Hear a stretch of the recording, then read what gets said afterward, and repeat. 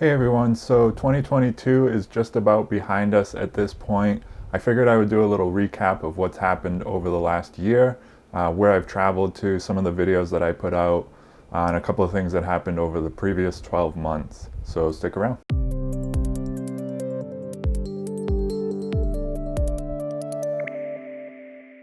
Okay, so it's been quite a year. A lot happened this year. I've been through 3 motorcycles. I've been back and forth across the country. I did a bunch of other stuff too. That's kind of what I'm going to talk about today. Go over everything, just everything that's happened in the last 12 months. So for starters, I have been posting regularly. A lot of people have been commenting on Facebook or even on newer videos that they haven't been seeing any posts from me. I've been posting every week for the last year. I did take a little break the year before that, but this past 12 months I have been posting regularly. So if you've missed any of these videos that I'm going to talk about, they are on my channel. You just go to my YouTube page and go to videos, and you can see everything that I posted there in the last 12 months. Something that happened in the beginning of the year, I posted some videos from things that had happened in 2021, that being a trip to Mount Washington in New Hampshire, and also a trip to what is basically the tail of the dragon of New Hampshire. Those were both really fun roads. I had a really good trip later in the year in 2021 up in New Hampshire and the East Coast and all of that, visiting family. So that was pretty good. I did do a video on how to plug a tire. I talked about hammocks versus tents. I published a new cookbook, which I was really excited to share with you guys, still really excited to share with you guys. I showed you a couple of recipes: chicken pot pie, Thanksgiving dinner, power pancakes, things like that. About 8 months ago, I went to Hawaii, which was just an absolute blast. I had so much fun. My buddy Bob and I flew out there. The reason we went out there was because the tickets were so cheap. It was like less than $300 round trip to get out to Hawaii. We found a really nice Airbnb, which was pretty rustic. I mean, it was basically a hut in the rainforest, which was super cool and really affordable. So that worked out really well because everything else in Hawaii is super expensive.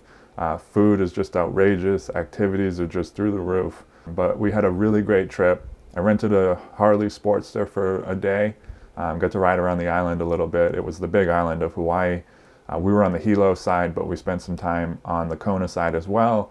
Went to a coffee farm, took a helicopter ride over the volcano, which was just incredible and such a once-in-a-lifetime opportunity. So that was really good. I was actually a little surprised that video. I published 2 videos from Hawaii and they didn't really do that well, so I don't know if people just didn't see them or what happened there. But it was a really exciting trip and put out some videos that I thought were pretty cool. So if you haven't seen those, definitely check it out. Hawaii was such a blast. So now I've ridden in 49 states in the United States. The only one left is Alaska, which I'm hoping maybe this year. If not this year, definitely next year. A little later than that, I took a trip out to Joshua Tree. I was supposed to meet my buddy Cody out there, but he got held up with some weather issues getting out of Salt Lake City. So I ended up doing a solo trip to Joshua Tree National Park, which was really fun. I rode over to the Salton Sea, which is not too far from Joshua Tree.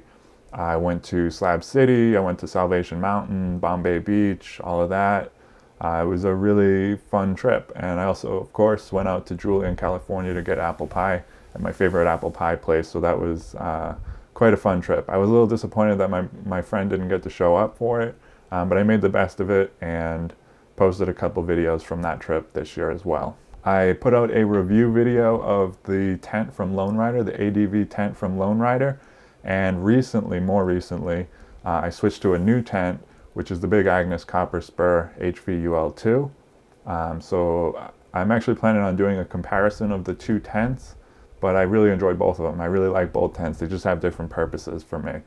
If I was doing like a base camp or a shorter trip, I would take the Lone Rider ADV tent. But if I'm on the move every day and I'm worried not so much about weight, although it's a very light tent, more about bulk on the bike and how many things I have to attach and unattach from the bike every day. With the Big Agnes, it fits right in my saddlebags. It doesn't take up that much space, so that's really, really a huge benefit of that tent. I also took a trip up to Valley of the Gods and a little bit of Colorado. That was a good trip. Cody was with me on that one. After my trip to Colorado, it was time to head out east to visit family in Massachusetts and New York, and this is when things started getting really interesting. I left Phoenix, Arizona, rode my motorcycle out to Massachusetts, but about halfway there I started hearing a noise on the bike when I was on the Mid-Atlantic BDR. I wasn't sure what it was. It kind of seemed like it might have been a clutch issue, but it was making a racket and I didn't feel comfortable staying on the trail. So I decided to get on the pavement, and just in case something did actually break, I wouldn't be stranded out in the middle of nowhere. So I made it a little bit further. I made it up to Pennsylvania. The bike came to a stop on the highway, which was terrifying. It just started making this ridiculous racket, and the bike was just, it wouldn't move forward. There was no power to it. I mean, the engine was revving, but it just wasn't going anywhere, and it was just making this clunking racket. It was really scary. I got stuck on the side of the highway for about 2 hours trying to get a tow truck. Very stressful situation. I got towed to a hotel, stayed at a hotel for a night. The next morning I started trying to figure out what I was going to do and how I was going to get the bike fixed and all of that. And I realized that I had a friend in the area, so I ended up staying at my friend Jeff's house for about 2 weeks while I was waiting on parts. Some of you probably already know it ended up being my drive shaft that went. It was completely torn apart. It was really scary because it could have been a lot worse than it was. If the rear wheel had seized up on the highway, it was a very crowded highway, so I'm not sure that would have ended well for me. And because of the drive shaft, it was causing a little drag on the clutch, which was burning out my clutch. So it was actually two issues that I had to deal with. You know, I got stuck at Jeff's house for 2 weeks. It was a really long 2 weeks waiting on parts. Eventually got everything, got it put back together. But I had just lost confidence in the bike. Didn't feel secure with the bike anymore. I was just worried, you know, what's going to go next. You know, the bike had 140,000 miles on it, so I'm sure, you know, the suspension was getting ready to go and a couple other things. And it just, like I said, I lost my confidence with it. But I got back on the road. I figured I would get to Massachusetts and figure it out from there. I made it to Massachusetts, but about an hour from my family's house, I got a cut tire. Not even a nail in the tire that I could have plugged and kept going. So I had to call another tow truck and wait for that, and it started raining on me. It was just such a bad situation, and it was just, I was feeling so defeated, and I just wanted to just give up. You know, I just wanted to teleport back to Phoenix and undo the whole trip. You know, it was just not a lot of fun. So I waited for a tow truck, got to my family's house, got the tire fixed, all of that. But I decided, you know what, I think it's time to switch to a different bike. Money was a factor, so I was looking for something inexpensive. I wanted something I thought that was a little more off-road oriented, which I learned later was probably not the best move. So I bought a KLR. I traded in the BMW and bought a KLR 650. After I spent some time with family, and there were some issues with getting the bike registered in Arizona from Massachusetts. It was a whole ordeal, a lot of back and forth, and finally got everything taken care of. After my visit with family, I stayed out there for most of the summer. I left on the KLR to ride out to Arizona. It started off really good. It was really fun. I was really enjoying the bike. But once I got into Oklahoma and Texas, there were 30, 40 mile an hour crosswinds, and it was just terrifying on that bike. It just wasn't handling the wind the way that the BMW did. And I know I can't really expect the KLR to perform the same as the BMW. I just, you know, I really wanted to like that bike, and I was so disappointed that it just didn't seem like it was a good fit for me.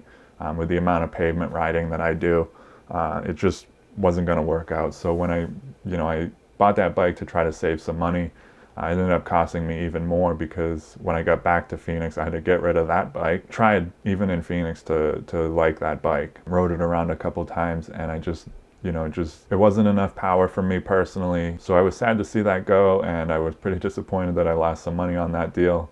But I traded in the KLR and bought the Triumph Tiger 850 Sport.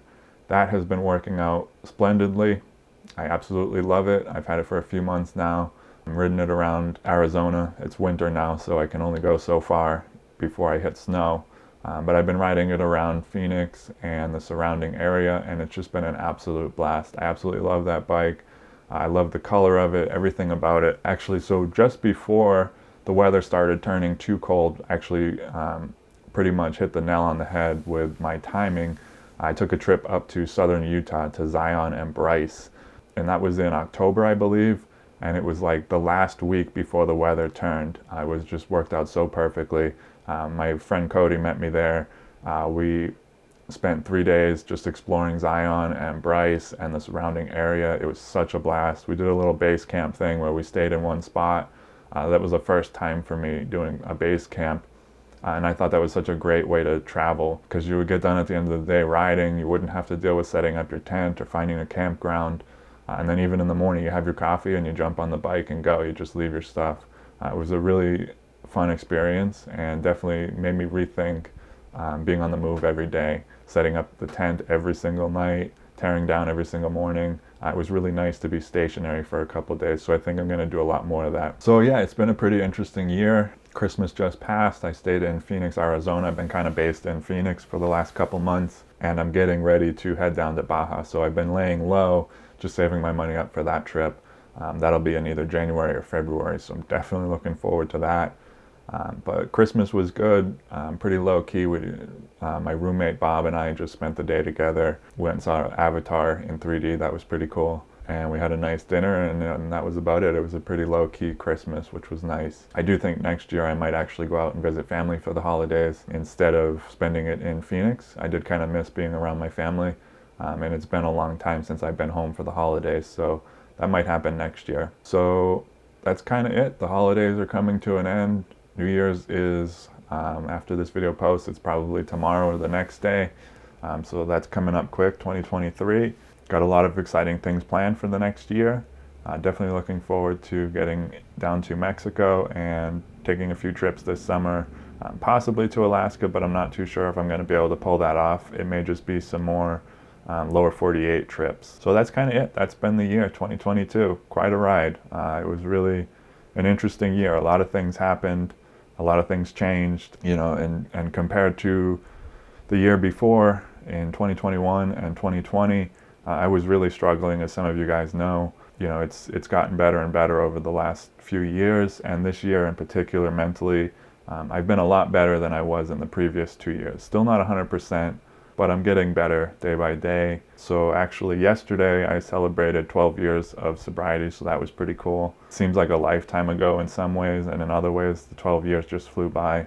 So much has changed in that amount of time, though. It's just really incredible, and really proud of that, and really happy that I've been able to stick with it, because there was a time in my life where I didn't think I didn't think I was going to get it, you know. I didn't think I was going to stay sober and basically survive the times that I was in, you know, 15 years ago. So that's kind of it for this video. Thanks so much for watching. Hope you guys all have a great New Year. I hope you had a good holiday with your family. Happy New Year and all of that, and I will talk to you guys real soon. Ride safe.